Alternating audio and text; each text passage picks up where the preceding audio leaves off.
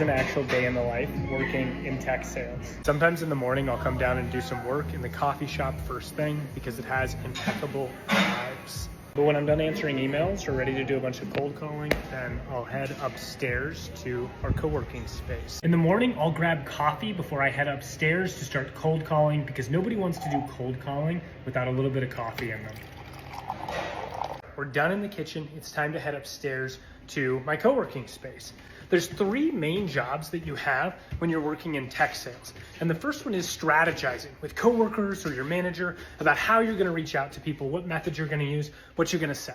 The second one is actually doing the outreach, cold calling, sending email sequences. And then the third thing you're doing is moving people to the next step in the process, whether that's qualifying them with cold calls, or whether it's meeting with them to show them how your product works or something else. This morning, I looked through emails and replied to people that were already somewhere in my pipeline. Yesterday, I did strategizing with my coworkers on what kind of outreach we're going to do in order to move our deals forward and in order to get people to respond and talk to us. And now I'm gonna actually do that. I'm going to do some cold calling, enroll some people in email outreach sequences. These are individuals that I've already researched, that are in my territory, that are in my set, that I've pulled the phone numbers for and the email addresses for. And now I'm going to do that custom outreach in order to see if they're interested or potentially a good fit to work with us, to become a customer. What made you actually pick up the phone to talk with me today? What problems are you facing with your current vendor? November now, is this something you're trying to accomplish before the end of this year or sometime next year? Why is it such a big priority?